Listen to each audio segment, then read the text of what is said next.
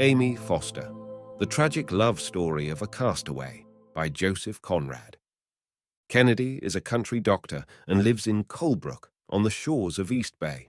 The high ground rising abruptly behind the red roofs of the little town crowds the quaint high street against the wall which defends it from the sea. Beyond the seawall, there curves for miles in a vast and regular sweep the barren beach of shingle, with the village of Brenzett standing out darkly across the water, a spire in a clump of trees, and still further out the perpendicular column of a lighthouse, looking in the distance no bigger than a lead pencil, marks the vanishing point of the land. The country at the back of Brenzett is low and flat, but the bay is fairly well sheltered from the seas, and occasionally a big ship, windbound or through stress of weather, makes use of the anchoring ground 1.5 miles due north from you as you stand at the back door of the Ship Inn in Brenzett. A dilapidated windmill nearby lifting its shattered arms from a mound no loftier than a rubbish heap, and a Martello tower squatting at the water's edge 1/2 mile to the south of the Coast Guard cottages are familiar to the skippers of small craft. These are the official sea marks for the patch of trustworthy bottom represented on the Admiralty charts by an irregular oval of dots enclosing several figures 6, with a tiny anchor engraved among them, and the legend "Mud and Shells" over all. The brow of the upland overtops the square tower of the Colebrook Church. The slope is green and looped by a white road. Ascending along this road, you open a valley broad and shallow, a wide green trough of pastures and hedges merging inland into a vista of purple tints and flowing lines closing the view. In this valley down to Brenzett and Colebrook and up to Darmford, the market town 14 miles away, lies the practice of my friend Kennedy. He had begun life as surgeon in the Navy, and afterwards had been the companion of a famous traveller in the days when there were continents with unexplored interiors. His papers on the fauna and flora made him known to scientific societies, and now he had come to a country practice, from choice. The penetrating power of his mind, acting like a corrosive fluid, had destroyed his ambition, I fancy.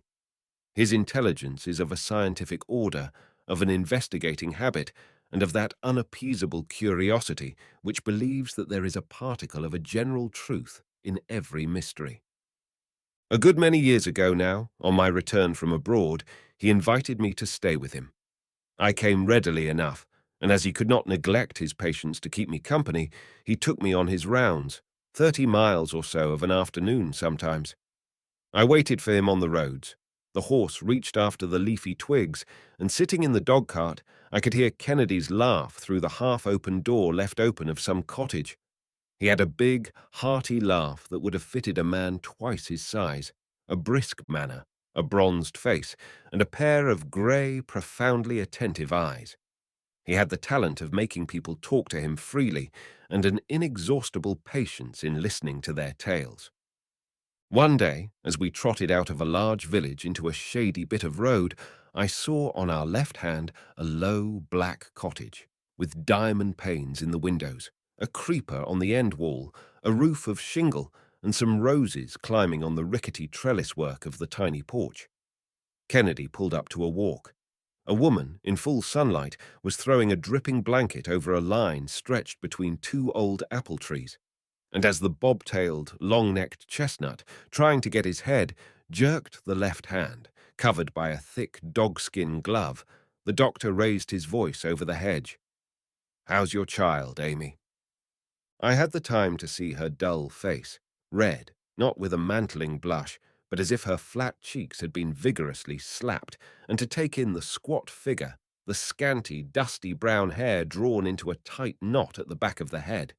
She looked quite young. With a distinct catch in her breath, her voice sounded low and timid.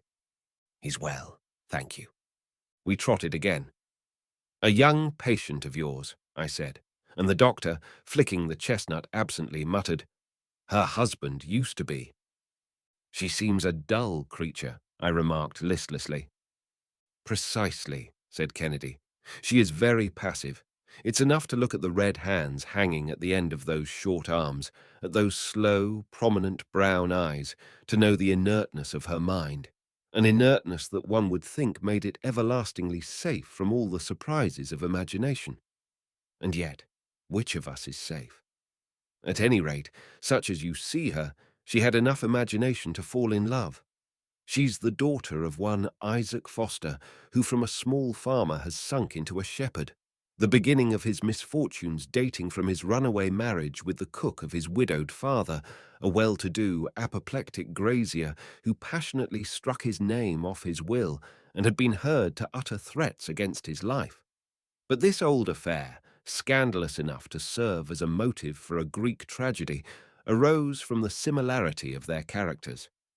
There are other tragedies, less scandalous and of a subtler poignancy, arising from irreconcilable differences, and from that fear of the incomprehensible that hangs over all our heads, over all our heads.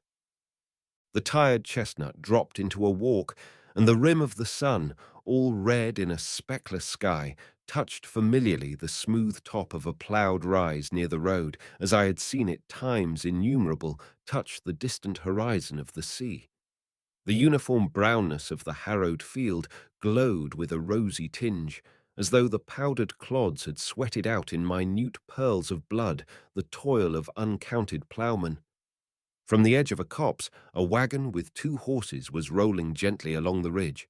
Raised above our heads upon the skyline, it loomed up against the red sun, triumphantly big, enormous, like a chariot of giants drawn by 2 slow-stepping steeds of legendary proportions. And the clumsy figure of the man plodding at the head of the leading horse projected itself on the background of the infinite with a heroic uncouthness. The end of his carter's whip quivered high up in the blue. Kennedy discoursed. She's the eldest of a large family. At the age of 15, they put her out to service at the New Barns farm. I attended Mrs. Smith, the tenant's wife, and saw that girl there for the first time. Mrs. Smith, a genteel person with a sharp nose, made her put on a black dress every afternoon. I don't know what induced me to notice her at all.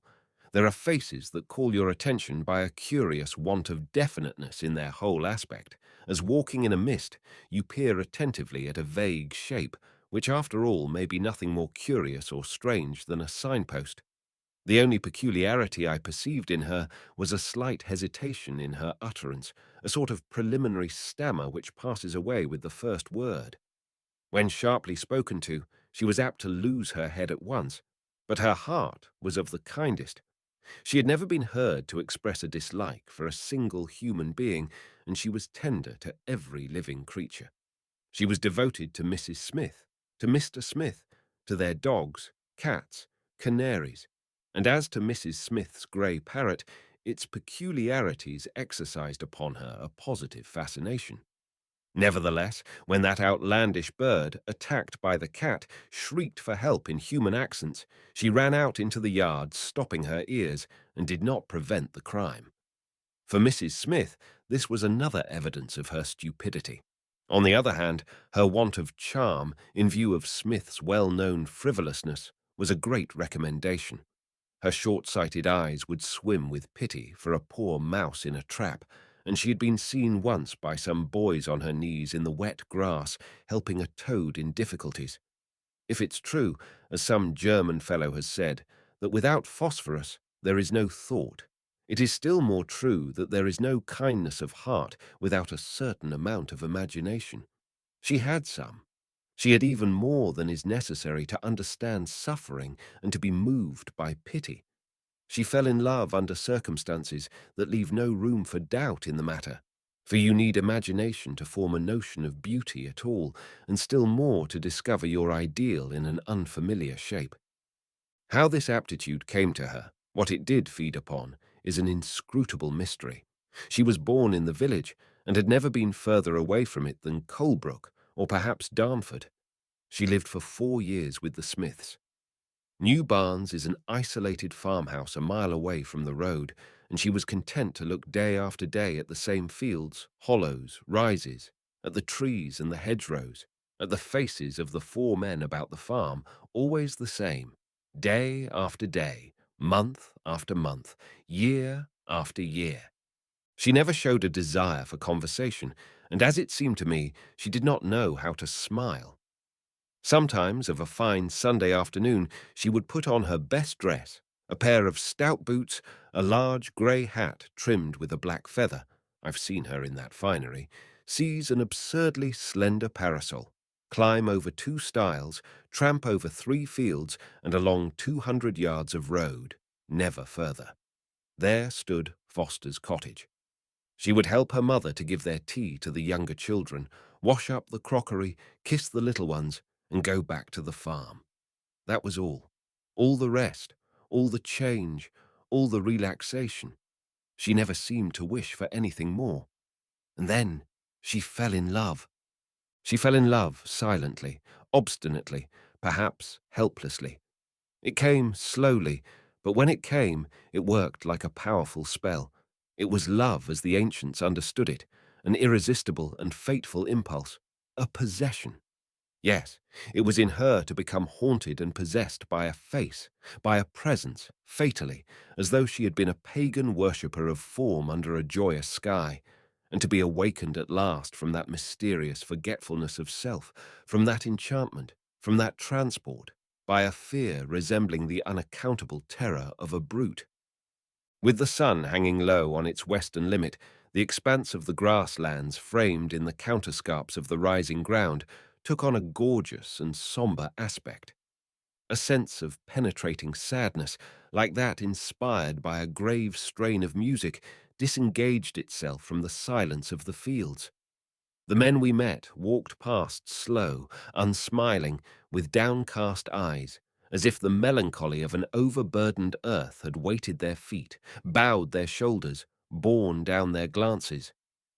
"Yes," said the doctor to my remark, "one would think the earth is under a curse, since of all her children, these that cling to her the closest are uncouth in body and as leaden of gait as if their very hearts were loaded with chains. But here on this same road, you might have seen amongst these heavy men a being lithe, supple, and long-limbed, straight like a pine, with something striving upwards in his appearance, as though the heart within him had been buoyant. Perhaps it was only the force of the contrast, but when he was passing one of these villages here, the soles of his feet did not seem to me to touch the dust of the road. He vaulted over the stiles, paced these slopes with a long elastic stride that made him noticeable at a great distance, and had lustrous black eyes. He was so different from the mankind around that with his freedom of movement, his soft, a little startled, glance, his olive complexion and graceful bearing, his humanity suggested to me the nature of a woodland creature. He came from there. The doctor pointed with his whip, and from the summit of the descent seen over the rolling tops of the trees in a park by the side of the road appeared the level sea far below us, like the floor of an immense edifice, inlaid with bands of dark ripple, with still trails of glitter, ending in a belt of glassy water at the foot of the sky. The light blur of smoke from an invisible steamer faded on the great clearness of the horizon like the mist of a breath on a mirror, and, inshore, the white sails of a coaster, with the appearance of disentangling themselves slowly from under the branches, floated clear of the foliage of the trees. "Shipwrecked in the bay," I said. "Yes, he was a castaway. A poor emigrant from Central Europe bound to America and washed ashore here in a storm, and for him, who knew nothing of the earth, England was an undiscovered country. It was some time before he learned its name, and for all I know, he might have expected to find wild beasts or wild men here, when crawling in the dark over the sea-wall, he rolled down the other side into a dike, where it was another miracle he didn't get drowned. But he struggled instinctively like an animal under a net, and this blind struggle threw him out into a field. He must have been indeed of a tougher fibre than he looked to withstand without expiring such buffetings, the violence of his exertions, and so much fear.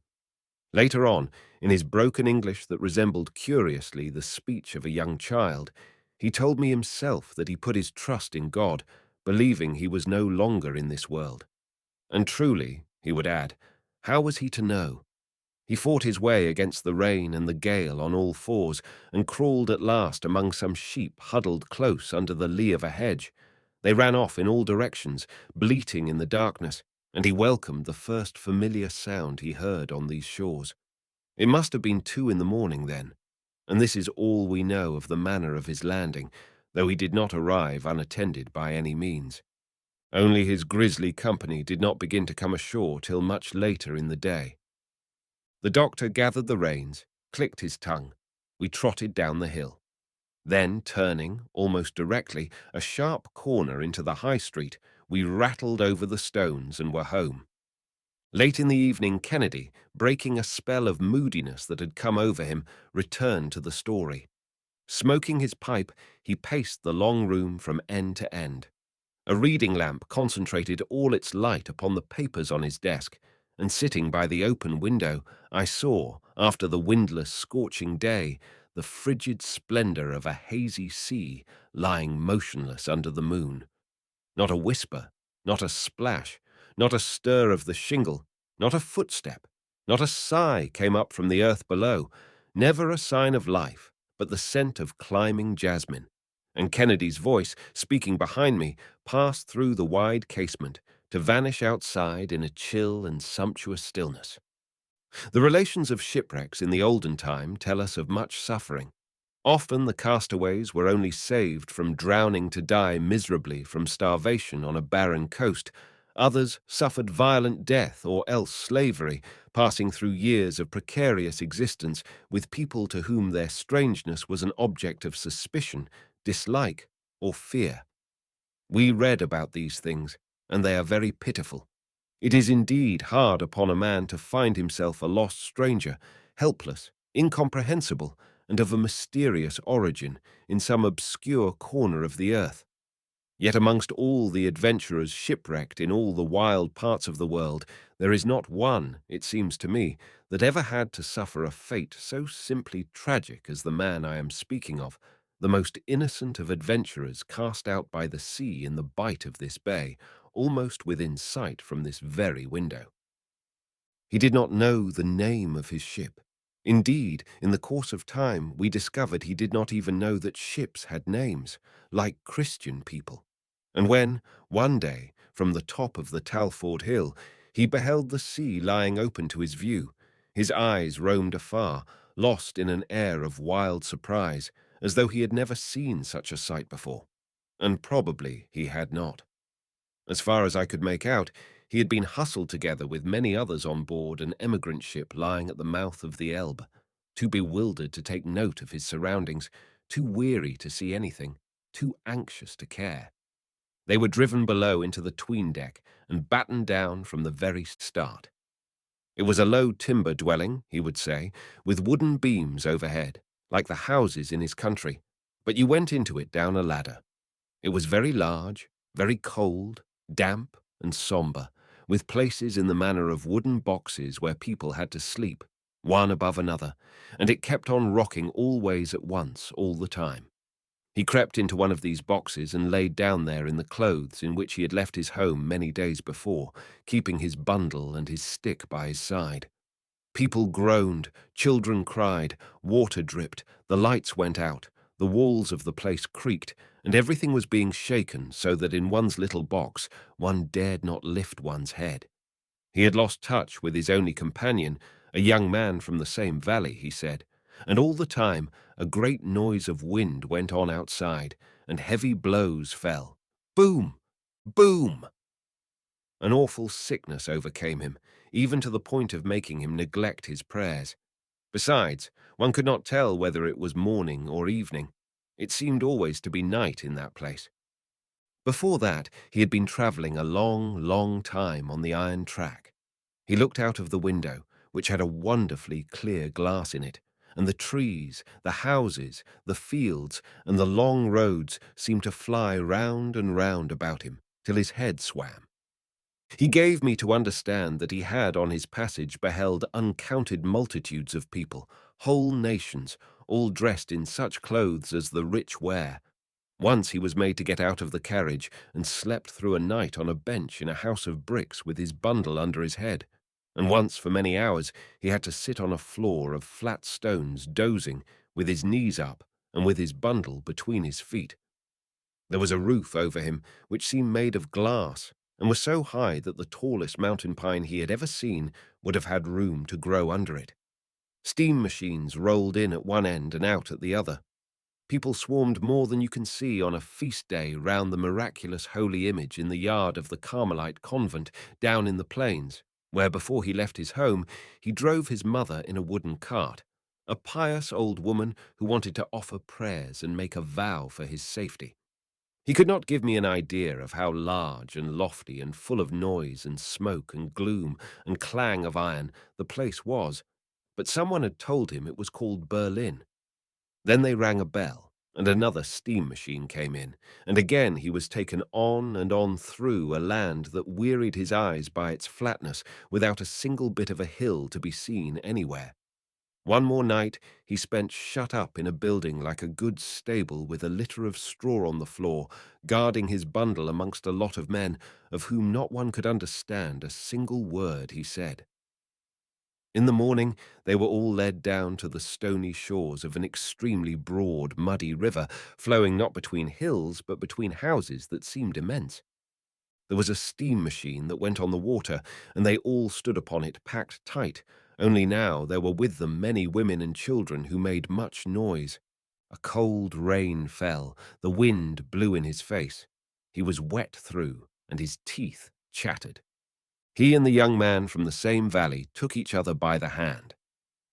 They thought they were being taken to America straight away, but suddenly the steam machine bumped against the side of a thing like a house on the water. The walls were smooth and black, and there uprose, growing from the roof as it were, bare trees in the shape of crosses extremely high. That's how it appeared to him then, for he had never seen a ship before. This was the ship that was going to swim all the way to America.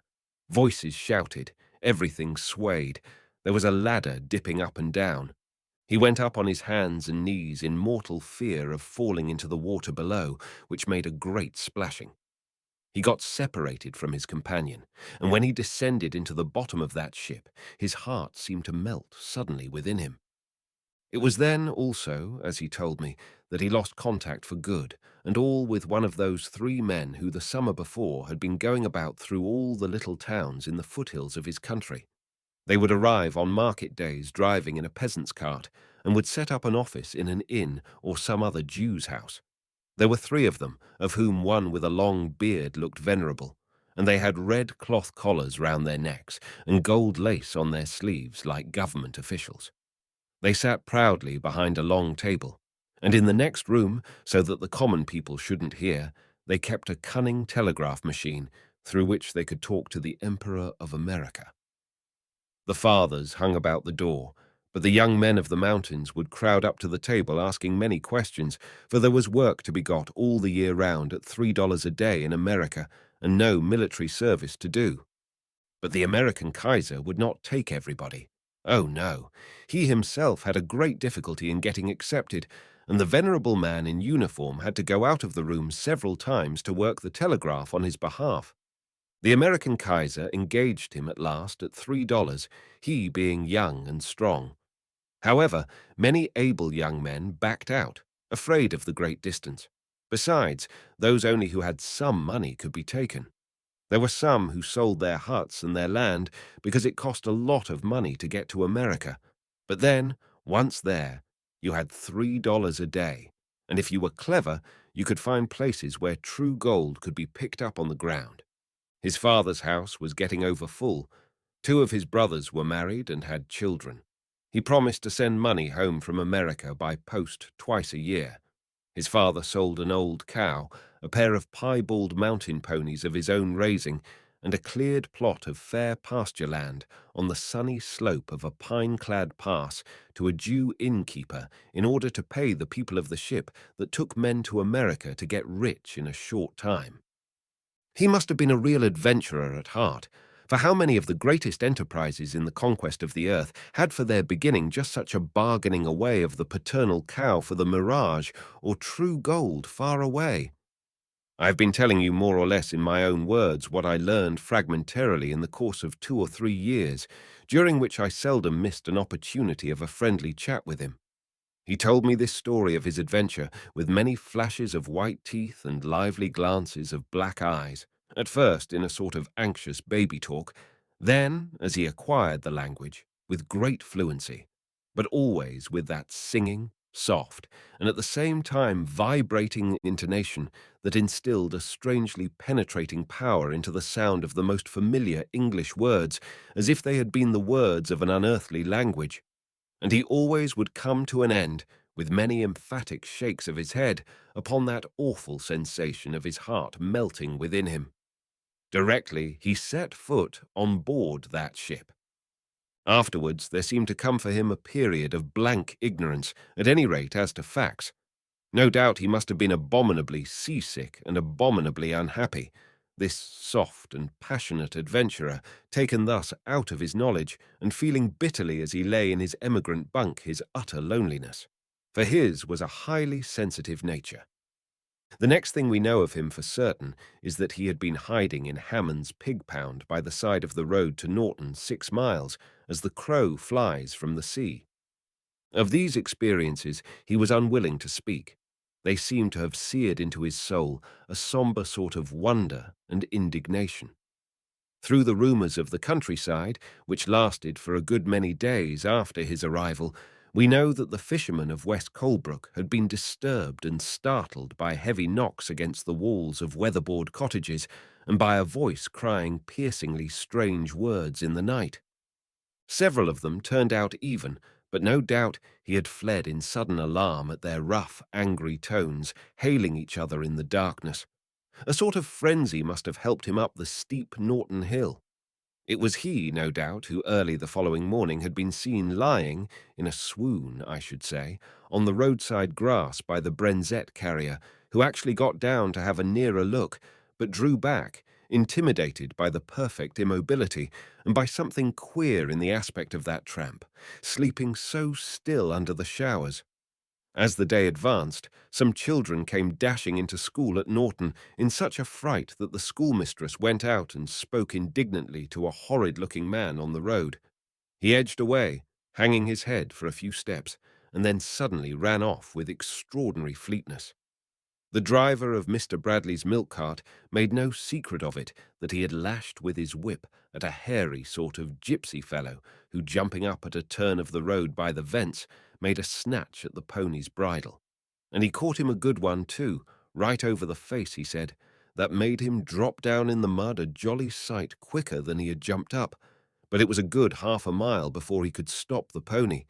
Maybe that in his desperate endeavours to get help, and in his need to get in touch with someone, the poor devil had tried to stop the cart. Also, 3 boys confessed afterwards to throwing stones at a funny tramp, knocking about all wet and muddy, and, it seemed, very drunk, in the narrow, deep lane by the lime kilns. All this was the talk of 3 villages for days, but we have Mrs. Finn's, the wife of Smith's waggoner, unimpeachable testimony that she saw him get over the low wall of Hammond's pig pound and lurch straight at her, babbling aloud in a voice that was enough to make one die of fright. Having the baby with her in a perambulator, Mrs. Finn called out to him to go away, and as he persisted in coming nearer, she hit him courageously with her umbrella over the head, and without once looking back, ran like the wind with the perambulator as far as the first house in the village.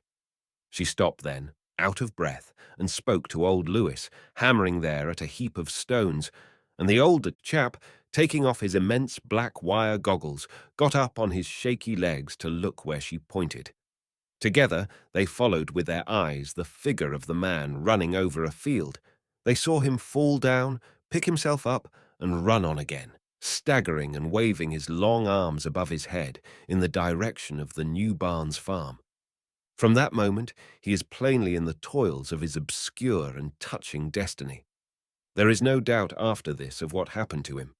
All is certain now. Mrs. Smith's intense terror, Amy Foster's stolid conviction held against the other's nervous attack that the man meant no harm. Smith's exasperation, on his return from Darmford Market at finding the dog barking himself into a fit, the back door locked, his wife in hysterics, and all for an unfortunate dirty tramp supposed to be even then lurking in his stackyard. Was he? He would teach him to frighten women. Smith is notoriously hot-tempered, but the sight of some nondescript and miry creature sitting cross-legged amongst a lot of loose straw and swinging itself to and fro like a bear in a cage made him pause. Then this tramp stood up silently before him, one mass of mud and filth from head to foot. Smith, alone amongst his stacks with this apparition, in the stormy twilight ringing with the infuriated barking of the dog, felt the dread of an inexplicable strangeness. But when that being, parting with his black hands the long matted locks that hung before his face as you part the two halves of a curtain, looked out at him with glistening, wild, black and white eyes, the weirdness of this silent encounter fairly staggered him. He had admitted since, for the story has been a legitimate subject of conversation about here for years, that he made more than one step backwards. Then a sudden burst of rapid, senseless speech persuaded him at once that he had to do with an escaped lunatic. In fact, that impression never wore off completely. Smith has not in his heart given up his secret conviction of the man's essential insanity to this very day. As the creature approached him, jabbering in a most discomposing manner, Smith, unaware that he was being addressed as gracious lord and adjured in God's name to afford food and shelter, kept on speaking firmly but gently to it, and retreating all the time into the other yard. At last, watching his chance, by a sudden charge, he bundled him headlong into the wood lodge and instantly shot the bolt. Thereupon he wiped his brow, though the day was cold. He had done his duty to the community by shutting up a wandering and probably dangerous maniac. Smith isn't a hard man at all, but he had room in his brain only for that one idea of lunacy. He was not imaginative enough to ask himself whether the man might not be perishing with cold and hunger. Meantime, at first, the maniac made a great deal of noise in the lodge. Mrs. Smith was screaming upstairs, where she had locked herself in her bedroom, but Amy Foster sobbed piteously at the kitchen door, wringing her hands and muttering, "Don't! Don't!" I dare say Smith had a rough time of it that evening with one noise and another, and this insane, disturbing voice crying obstinately through the door only added to his irritation. He couldn't possibly have connected this troublesome lunatic with the sinking of a ship in East Bay, of which there had been a rumour in the Darmford marketplace. And I dare say the man inside had been very near to insanity on that night. Before his excitement collapsed and he became unconscious, he was throwing himself violently about in the dark, rolling on some dirty sacks and biting his fists with rage, cold, hunger, amazement, and despair. He was a mountaineer of the eastern range of the Carpathians, and the vessel sunk the night before in East Bay was the Hamburg immigrant ship Herzogin Sophia Dorothea, of appalling memory. A few months later, we could read in the papers the accounts of the bogus emigration agencies among the Sclavonian peasantry in the more remote provinces of Austria. The object of these scoundrels was to get hold of the poor, ignorant people's homesteads, and they were in league with the local usurers. They exported their victims through Hamburg mostly. As to the ship, I had watched her out of this very window, reaching close-hauled under short canvas into the bay on a dark, threatening afternoon. She came to an anchor, correctly by the chart, off the Brenzett Coast Guard station. I remember before the night fell looking out again at the outlines of her spars and rigging that stood out dark and pointed on a background of ragged slaty clouds like another and a slighter spire to the left of the Brenzett church tower. In the evening, the wind rose. At midnight, I could hear in my bed the terrific gusts and the sounds of a driving deluge. About that time, the Coast Guardmen thought they saw the lights of a steamer over the anchoring ground. In a moment, they vanished, but it is clear that another vessel of some sort had tried for shelter in the bay on that awful blind night, had rammed the German ship amidships, a breach, as one of the divers told me afterwards, that you could sail a Thames barge through, and then had gone out either scathless or damaged, who shall say, but had gone out, unknown, unseen, and fatal, to perish mysteriously at sea. Of her nothing ever came to light, and yet the hue and cry that was raised all over the world would have found her out if she had been in existence anywhere on the face of the waters. A completeness without a clue, and a stealthy silence as of a neatly executed crime, characterized this murderous disaster, which, as you may remember, had its gruesome celebrity. The wind would have prevented the loudest outcries from reaching the shore. There had been evidently no time for signals of distress. It was death without any sort of fuss.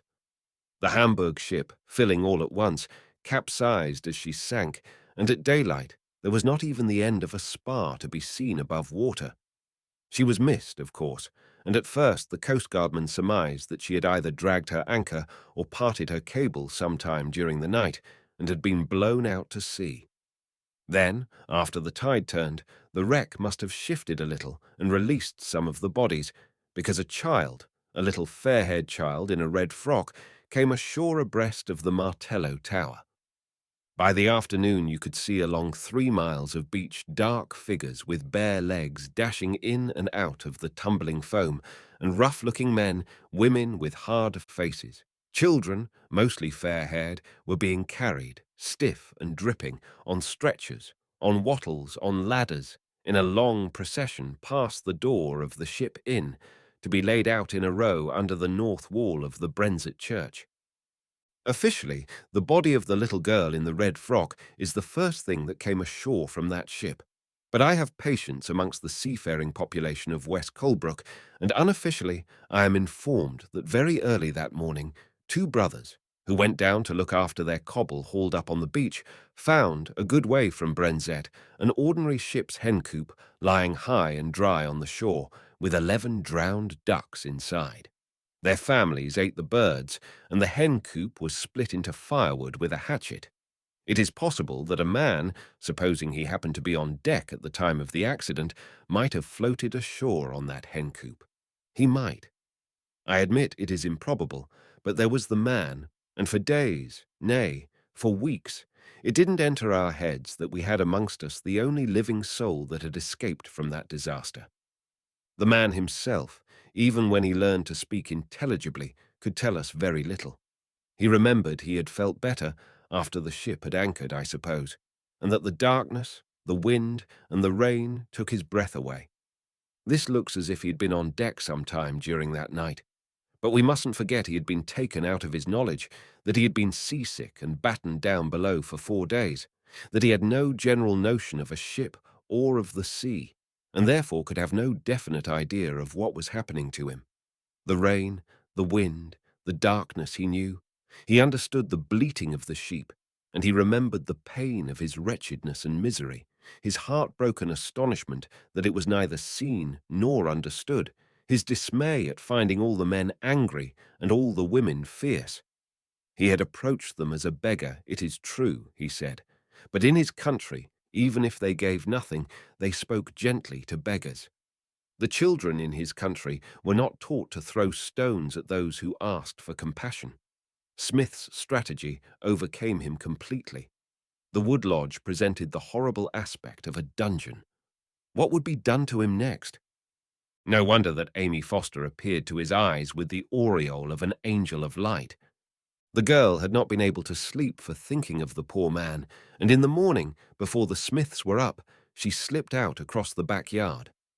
Holding the door of the wood lodge ajar, she looked in and extended to him half a loaf of white bread. "Such bread as the rich eat in my country," he used to say. At this, he got up slowly from amongst all sorts of rubbish, stiff, hungry, trembling, miserable, and doubtful. "Can you eat this?" she asked in her soft and timid voice. He must have taken her for a gracious lady. He devoured ferociously, and tears were falling on the crust. Suddenly, he dropped the bread, seized her wrist, and imprinted a kiss on her hand. She was not frightened. Through his forlorn condition, she had observed that he was good-looking. She shut the door and walked back slowly to the kitchen. Much later on, she told Mrs. Smith, who shuddered at the bare idea of being touched by that creature. Through this act of impulsive pity, he was brought back again within the pale of human relations with his new surroundings. He never forgot it. Never. That very same morning, old Mr. Swaffer, Smith's nearest neighbour, came over to give his advice and ended by carrying him off. He stood, unsteady on his legs, meek and caked over in half-dried mud, while the two men talked around him in an incomprehensible tongue. Mrs. Smith had refused to come downstairs till the madman was off the premises. Amy Foster, far from within the dark kitchen, watched through the open back door, and he obeyed the signs that were made to him to the best of his ability. But Smith was full of mistrust. "Mind, sir, it may be all his cunning," he cried repeatedly in a tone of warning. When Mr. Swaffer started the mare, the deplorable being sitting humbly by his side, through weakness, nearly fell out over the back of the high two-wheeled cart. Swaffer took him straight home, and it is then that I come upon the scene. I was called in by the simple process of the old man beckoning to me with his forefinger over the gate of his house as I happened to be driving past. I got down, of course. "I've got something here," he mumbled, leading the way to an outhouse at a little distance from his other farm buildings. It was there that I saw him first, in a long, low room taken upon the space of that sort of coach-house. It was bare and whitewashed, with a small square aperture glazed with one cracked, dusty pane at its further end. He was lying on his back upon a straw pallet. They had given him a couple of horse blankets, and he seemed to have spent the remainder of his strength in the exertion of cleaning himself. He was almost speechless, his quick breathing under the blankets pulled up to his chin. His glittering, restless black eyes reminded me of a wild bird caught in a snare. While I was examining him, old Swaffer stood silently by the door, passing the tips of his fingers along his shaven upper lip. I gave some directions, promised to send a bottle of medicine, and naturally made some inquiries. "Smith caught him in the stackyard at New Barnes," said the old chap in his deliberate, unmoved manner, and as if the other had been indeed a sort of wild animal. "That's how I came by him. Quite a curiosity, isn't he? Now tell me, Doctor, you've been all over the world. Don't you think that's a bit of a Hindu we've got hold of here?" I was greatly surprised. His long black hair, scattered over the straw bolster, contrasted with the olive pallor of his face. It occurred to me he might be a Basque.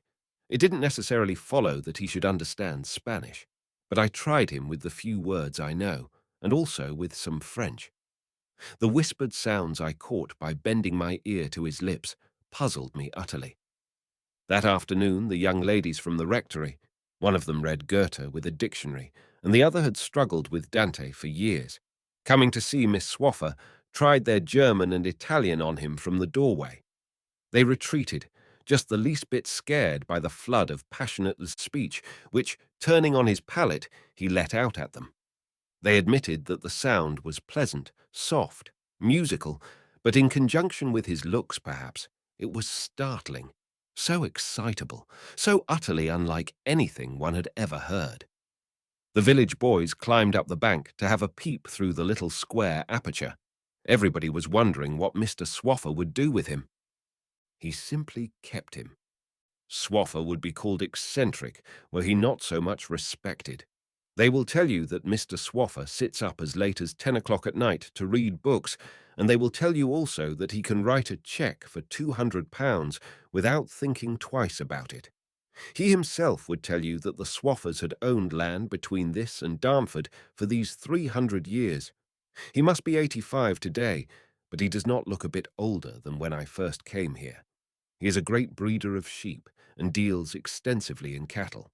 He attends market days for miles around in every sort of weather, and drives sitting bowed low over the reins, his lank grey hair curling over the collar of his warm coat, and with a green plaid rug round his legs. The calmness of advanced age gives a solemnity to his manner. He is clean-shaved. His lips are thin and sensitive. Something rigid and monocle in the set of his features lends a certain elevation to the character of his face. He has been known to drive miles in the rain to see a new kind of rose in somebody's garden or a monstrous cabbage grown by a cottager. He loves to hear tell of or to be shown something that he calls outlandish. Perhaps it was just that outlandishness of the man which influenced old Swaffer. Perhaps it was only an inexplicable caprice. All I know is that at the end of 3 weeks, I caught sight of Smith's lunatic digging in Swaffer's kitchen garden. They had found out he could use a spade. He dug barefooted. His black hair flowed over his shoulders. I suppose it was Swaffer who had given him the striped old cotton shirt, but he wore still the national brown cloth trousers, in which he had been washed ashore, fitting to the leg almost like tights, was belted with a broad leathern belt studded with little brass discs, and had never yet ventured into the village. The land he looked upon seemed to him kept neatly, like the grounds round a landowner's house. The size of the cart horses struck him with astonishment. The roads resembled garden walks, and the aspect of the people, especially on Sundays, spoke of opulence. He wondered what made them so hard-hearted and their children so bold. He got his food at the back door, carried it in both hands carefully to his outhouse, and sitting alone on his pallet, would make the sign of the cross before he began. Beside the same pallet, kneeling in the early darkness of the short days, he recited aloud the Lord's Prayer before he slept. Whenever he saw old Swaffer, he would bow with veneration from the waist and stand erect while the old man, with his fingers over his upper lip, surveyed him silently. He bowed also to Miss Swaffer, who kept house frugally for her father, a broad-shouldered, big-boned woman of 45, with the pocket of her dress full of keys and a grey, steady eye. She was church, as people said, while her father was one of the trustees of the Baptist chapel, and wore a little steel cross at her waist. She dressed severely in black, in memory of one of the innumerable Bradleys of the neighbourhood, to whom she had been engaged some 25 years ago, a young farmer who broke his neck out hunting on the eve of the wedding day. She had the unmoved countenance of the deaf, spoke very seldom, and her lips, thin like her father's, astonished one sometimes by a mysteriously ironic curl. These were the people to whom he owed allegiance, and an overwhelming loneliness seemed to fall from the leaden sky of that winter without sunshine. All the faces were sad. He could talk to no one, and had no hope of ever understanding anybody. It was as if these had been the faces of people from the other world, dead people, he used to tell me years afterwards. Upon my word, I wonder he did not go mad. He didn't know where he was, somewhere very far from his mountains, somewhere over the water. Was this America? He wondered. If it hadn't been for the steel cross at Miss Swaffer's belt, he would not, he confessed, have known whether he was in a Christian country at all. He used to cast stealthy glances at it and feel comforted. There was nothing here the same as in his country. The earth and the water were different. There were no images of the Redeemer by the roadside. The very grass was different, and the trees. All the trees but the 3 old Norway pines on the bit of lawn before Swaffer's house, and these reminded him of his country. He had been detected once, after dusk, with his forehead against the trunk of one of them, sobbing and talking to himself. They had been like brothers to him at that time, he affirmed. Everything else was strange. Conceive you the kind of an existence overshadowed, oppressed by the everyday material appearances, as if by the visions of a nightmare. At night, when he could not sleep, he kept on thinking of the girl who gave him the first piece of bread he had eaten in this foreign land. She had been neither fierce nor angry nor frightened. Her face he remembered as the only comprehensible face amongst all these faces that were as closed, as mysterious, and as mute as the faces of the dead who are possessed of a knowledge beyond the comprehension of the living. I wonder whether the memory of her compassion prevented him from cutting his throat. But there! I suppose I am an old sentimentalist and forget the instinctive love of life which it takes all the strength of an uncommon despair to overcome. He did the work which was given him with an intelligence which surprised old Swaffer. By and by it was discovered that he could help at the ploughing, could milk the cows, feed the bullocks in the cattle yard, and was of some use with the sheep. He began to pick up words, too, very fast, and suddenly, one fine morning in spring, he rescued from an untimely death a grandchild of old Swaffer. Swaffer's younger daughter is married to Wilcox, a solicitor and the town clerk of Colebrook. Regularly, twice a year, they come to stay with the old man for a few days. Their only child, a little girl not 3 years old at the time, ran out of the house alone in her little white pinafore, and toddling across the grass of a terraced garden, pitched herself over a low wall head first into the horse pond in the yard below. Our man was out with the wagoner and the plough in the field nearest to the house, and as he was leading the team round to begin a fresh furrow, he saw, through the gap of the gate, what for anybody else would have been a mere flutter of something white.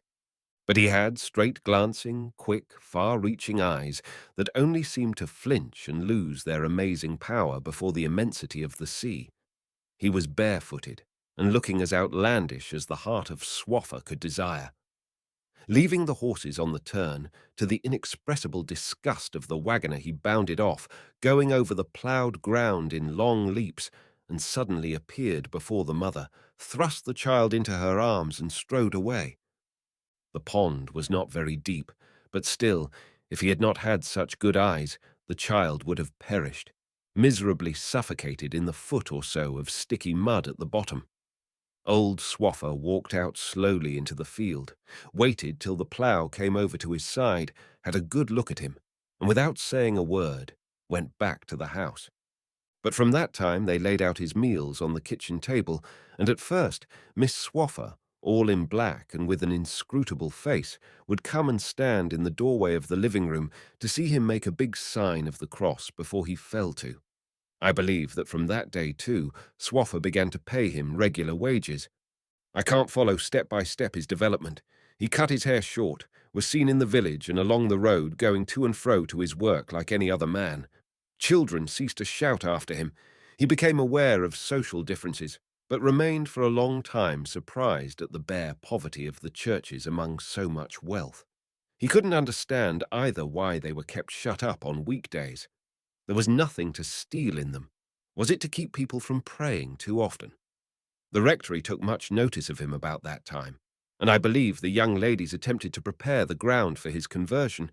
They could not, however, break him of his habit of crossing himself, but he went so far as to take off the string with a couple of brass medals the size of a sixpence, a tiny metal cross, and a square sort of scapulary which he wore round his neck.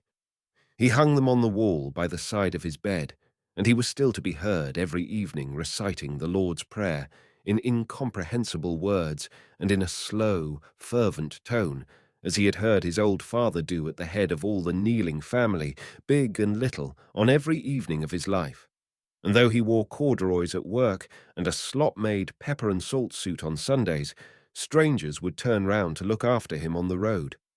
His foreignness had a peculiar and indelible stamp. At last, people became used to see him, but they never became used to him. His rapid, skimming walk, his swarthy complexion, his hat cocked on the left ear, his habit, on warm evenings, of wearing his coat over one shoulder like a hussar's dolman, his manner of leaping over the stiles not as a feat of agility, but in the ordinary course of progression. All these peculiarities were, as one may say, so many causes of scorn and offence to the inhabitants of the village. They wouldn't in their dinner hour lie flat on their backs on the grass to stare at the sky. Neither did they go about the fields screaming dismal tunes. Many times have I heard his high-pitched voice from behind the ridge of some sloping sheep-walk, a voice light and soaring like a lark's, but with a melancholy human note, over our fields that hear only the song of birds. And I should be startled myself. Ah! He was different, innocent of heart and full of goodwill, which nobody wanted. This castaway, that like a man transplanted into another planet, was separated by an immense space from his past and by an immense ignorance from his future. His quick, fervent utterance positively shocked everybody. An excitable devil, they called him. One evening, In the tap room of the Coach and Horses, having drunk some whiskey, he upset them all by singing a love song of his country. They hooted him down, and he was pained, but Preble, the lame wheelwright, and Vincent, the fat blacksmith, and the other notables too, wanted to drink their evening beer in peace. On another occasion, he tried to show them how to dance. The dust rose in clouds from the sanded floor. He leaped straight up amongst the deal tables, struck his heels together, squatted on one heel in front of old Preble, shooting out the other leg, uttered wild and exulting cries, jumped up to whirl on one foot, snapping his fingers above his head. And a strange carter who was having a drink in there began to swear and cleared out with his half-pint in his hand into the bar. But when suddenly he sprang upon a table and continued to dance among the glasses, the landlord interfered. He didn't want any acrobat tricks in the tap room. They laid their hands on him. Having had a glass or two, Mr. Swaffer's foreigner tried to expostulate, was ejected forcibly, got a black eye. I believe he felt the hostility of his human surroundings, but he was tough in spirit too, as well as in body. Only the memory of the sea frightened him with that vague terror that is left by a bad dream. His home was far away, and he did not want now to go to America. I had often explained to him that there is no place on earth where true gold can be found, lying ready, and to be got for the trouble of the picking up. How then, he asked, could he ever return home with empty hands when there had been sold a cow, 2 ponies, and a bit of land to pay for his going? His eyes would fill with tears, and averting them from the immense shimmer of the sea, he would throw himself face down on the grass. But sometimes, cocking his hat with a little conquering air, he would defy my wisdom. He had found his bit of true gold. That was Amy Foster's heart, which was a golden heart, and soft to people's misery, he would say in the accents of overwhelming conviction. He was called Yanko. He had explained that this meant Little John, but as he would also repeat very often that he was a mountaineer, some words sounding in the dialect of his country like Goorall, he got it for his surname. And this is the only trace of him that the succeeding ages may find in the marriage register of the parish. There it stands, Yanko Goorall, in the rector's handwriting.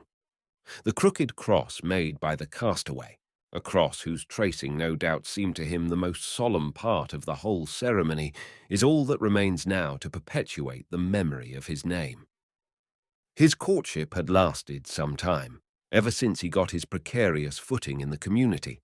It began by his buying for Amy Foster a green satin ribbon in Darmford. This was what you did in his country.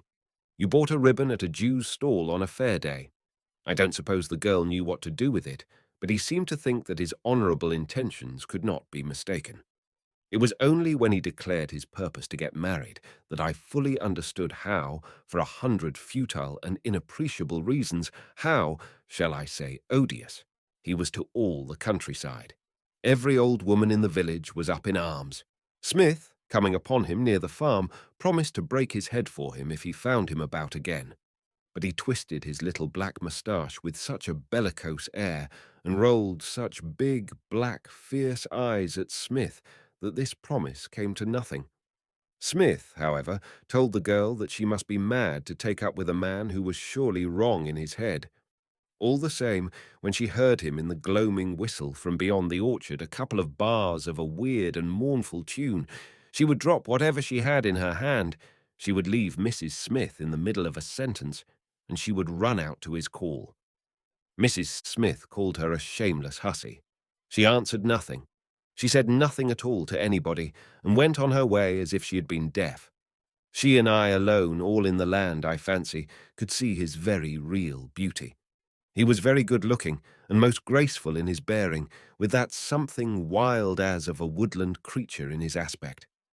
Her mother moaned over her dismally whenever the girl came to see her on her day out. The father was surly, but pretended not to know, and Mrs. Finn once told her plainly that, "This man, my dear, will do you some harm some day yet." And so it went on. They could be seen on the roads, she tramping stolidly in her finery, grey dress, black feather, stout boots, prominent white cotton gloves that caught your eye 100 yards away, and he, his coat slung picturesquely over one shoulder, pacing by her side, gallant of bearing and casting tender glances upon the girl with the golden heart. I wonder whether he saw how plain she was. Perhaps among types so different from what he had ever seen, he had not the power to judge, or perhaps he was seduced by the divine quality of her pity. Yanko was in great trouble meantime. In his country, you get an old man for an ambassador in marriage affairs. He did not know how to proceed. However, one day in the midst of sheep in a field, he was now Swaffer's under-shepherd with Foster, he took off his hat to the father and declared himself humbly. "I dare say she's fool enough to marry you," was all Foster said. And then, he used to relate, he puts his hat on his head, looks black at me as if he wanted to cut my throat, whistles the dog, and off he goes, leaving me to do the work. The Fosters, of course, didn't like to lose the wages the girl earned. Amy used to give all her money to her mother, but there was in Foster a very genuine aversion to that match. He contended that the fellow was very good with sheep, but was not fit for any girl to marry. For one thing, he used to go along the hedges muttering to himself like a damn fool. And then, these foreigners behave very queerly to women sometimes, and perhaps he would want to carry her off somewhere or run off himself. It was not safe. He preached it to his daughter that the fellow might ill-use her in some way. She made no answer. It was, they said in the village, as if the man had done something to her. People discussed the matter. It was quite an excitement, and the two went on walking out together in the face of opposition. Then something unexpected happened. I don't know whether old Swaffer ever understood how much he was regarded in the light of a father by his foreign retainer. Anyway, the relation was curiously feudal. So when Yanko asked formally for an interview, and the Miss too, he called the severe, deaf Miss Swaffer simply Miss, it was to obtain their permission to marry. Swaffer heard him unmoved, dismissed him by a nod, and then shouted the intelligence into Miss Swaffer's best ear. She showed no surprise, and only remarked grimly, in a veiled, blank voice, "He certainly won't get any other girl to marry him." It is Miss Swaffer who has all the credit of the munificence, but in a very few days it came out that Mr. Swaffer had presented Yanko with a cottage, the cottage you've seen this morning, and something like an acre of ground, had made it over to him in absolute property. Wilcox expedited the deed, and I remember him telling me he had a great pleasure in making it ready. It recited, "In consideration of saving the life of my beloved grandchild, Bertha Wilcox." Of course, after that, no power on earth could prevent them from getting married. Her infatuation endured. People saw her going out to meet him in the evening. She stared with unblinking, fascinated eyes up the road where he was expected to appear, walking freely, with a swing from the hip, and humming one of the love tunes of his country. When the boy was born, he got elevated at the Coach and Horses, essayed again a song and a dance, and was again ejected. People expressed their commiseration for a woman married to that jack-in-the-box. He didn't care. There was a man now, he told me boastfully, to whom he could sing and talk in the language of his country and show how to dance by and by. But I don't know. To me he appeared to have grown less springy of step, heavier in body, less keen of eye. Imagination, no doubt, but it seems to me now as if the net of fate had been drawn closer round him already. One day I met him on the footpath over the Talford Hill. He told me that women were funny. I had heard already of domestic differences.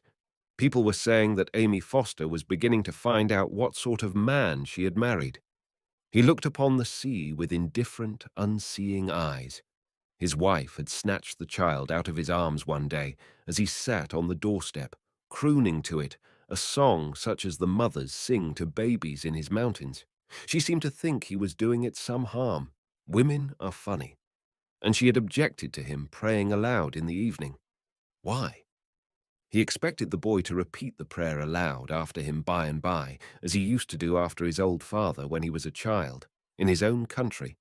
And I discovered he longed for their boy to grow up, so that he could have a man to talk with in that language that to our ears sounded so disturbing, so passionate, and so bizarre.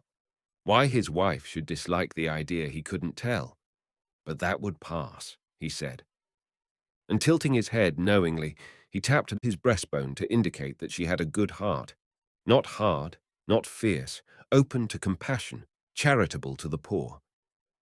I walked away thoughtfully. I wondered whether his difference, his strangeness, were not penetrating with repulsion that dull nature they had begun by irresistibly attracting. I wondered. The doctor came to the window and looked out at the frigid splendor of the sea, immense in the haze, as if enclosing all the earth with all the hearts lost among the passions of love and fear. Physiologically now, he said, turning away abruptly. It was possible. It was possible. He remained silent, then went on. At all events, the next time I saw him, he was ill, lung trouble. He was tough, but I dare say he was not acclimatized as well as I had supposed.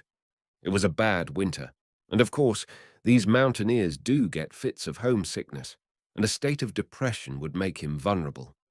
He was lying half-dressed on a couch downstairs. A table covered with a dark oilcloth took up all the middle of the little room. There was a wicker cradle on the floor, a kettle spouting steam on the hob, and some child's linen lay drying on the fender. The room was warm, but the door opens right into the garden, as you noticed, perhaps. He was very feverish and kept on muttering to himself. She sat on a chair and looked at him fixedly across the table with her brown, blurred eyes. "Why don't you have him upstairs?" I asked. With a start and a confused stammer, she said, I couldn't sit with him upstairs, sir." I gave her certain directions, and going outside, I said again that he ought to be in bed upstairs. She wrung her hands. I couldn't. He keeps on saying something, I don't know what." With the memory of all the talk against the man that had been dinned into her ears, I looked at her narrowly. I looked into her short-sighted eyes, at her dumb eyes that once in her life had seen an enticing shape, but seemed, staring at me, to see nothing at all now. But I saw she was uneasy. "What's the matter with him?" she asked in a sort of vacant trepidation. "He doesn't look very ill. I never did see anybody look like this before." "Do you think," I asked indignantly, "he is shamming?" "I can't help it, sir," she said stolidly. And suddenly she clapped her hands and looked right and left. "And there's the baby. I'm so frightened. He wanted me just now to give him the baby. I can't understand what he says to it." "Can't you ask a neighbor to come in tonight?" I asked. "Please, sir, nobody seems to care to come," she muttered, dully resigned all at once. I impressed upon her the necessity of the greatest care, and then had to go. There was a good deal of sickness that winter. "Oh, I hope he won't talk," she exclaimed softly, just as I was going away. I don't know how it is I did not see, but I didn't. And yet, turning in my trap, I saw her lingering before the door, very still, and as if meditating a flight up the miry road. Towards the night, his fever increased. He tossed, moaned, and now and then muttered a complaint, and she sat with the table between her and the couch, watching every movement and every sound, with the terror, the unreasonable terror, of that man she could not understand creeping over her. She had drawn the wicker cradle close to her feet. There was nothing in her now but the maternal instinct and that unaccountable fear. Suddenly coming to himself, parched, he demanded a drink of water. She did not move. She had not understood, though he may have thought he was speaking in English. He waited, looking at her, burning with fever, amazed at her silence and immobility, and then he shouted impatiently, "Water! Give me water!" She jumped to her feet, snatched up the child, and stood still. He spoke to her, and his passionate remonstrances only increased her fear of that strange man. I believe he spoke to her for a long time, entreating, wondering, pleading, ordering, I suppose. She says she bore it as long as she could. And then a gust of rage came over him. He sat up and called out terribly, one word, some word. Then he got up as though he hadn't been ill at all, she says. And as in fevered dismay, indignation, and wonder he tried to get to her round the table, she simply opened the door and ran out with the child in her arms. She heard him call twice after her down the road in a terrible voice, and fled. Ah! But you should have seen stirring behind the dull, blurred glance of these eyes the spectre of the fear which had hunted her on that night 3.5 miles to the door of Foster's cottage. I did the next day, and it was I who found him lying face down and his body in a puddle just outside the little wicket gate. I'd been called out that night to an urgent case in the village, and on my way home at daybreak passed by the cottage. The door stood open. My man helped me to carry him in. We laid him on the couch. The lamp smoked, the fire was out.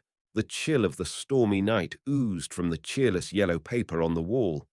"Amy," I called aloud, and my voice seemed to lose itself in the emptiness of this tiny house as if I had cried in a desert. He opened his eyes. "Gone," he said distinctly. I had only asked for water. Only for a little water. He was muddy. I covered him up and stood waiting in silence, catching a painfully gasped word now and then. They were no longer in his own language. The fever had left him, taking with it the heat of life. And with his panting breast and lustrous eyes, he reminded me again of a wild creature under the net, of a bird caught in a snare. She had left him. She had left him, sick, helpless, thirsty. The spear of the hunter had entered his very soul. "Why?" he cried, in the penetrating and indignant voice of a man calling to a responsible maker. A gust of wind and a swish of rain answered. And as I turned away to shut the door, he pronounced the word merciful and expired. Eventually, I certified heart failure as the immediate cause of death. His heart must have indeed failed him, or else he might have stood this night of storm and exposure too. I closed his eyes and drove away. Not very far from the cottage, I met Foster walking sturdily between the dripping hedges with his collie at his heels. "Do you know where your daughter is?" I asked. "Don't I?" he cried. "I'm going to talk to him a bit. Frightening a poor woman like this." "He won't frighten her any more," I said. "He is dead." He struck with his stick at the mud. And there's the child. Then, after thinking deeply for a while, "I don't know that it isn't for the best." That's what he said, and she says nothing at all now, not a word of him, never. Is his image as utterly gone from her mind as his lithe and striding figure, his carolling voice are gone from our fields? He is no longer before her eyes to excite her imagination into a passion of love or fear, and his memory seems to have vanished from her dull brain as a shadow passes away upon a white screen. She lives in the cottage and works for Miss Swaffer. She is Amy Foster for everybody, and the child is Amy Foster's boy. She calls him Johnny, which means Little John. It is impossible to say whether this name recalls anything to her. Does she ever think of the past? I have seen her hanging over the boy's cot in a very passion of maternal tenderness. The little fellow was lying on his back, a little frightened at me, but very still, with his big black eyes, with his fluttered air of a bird in a snare.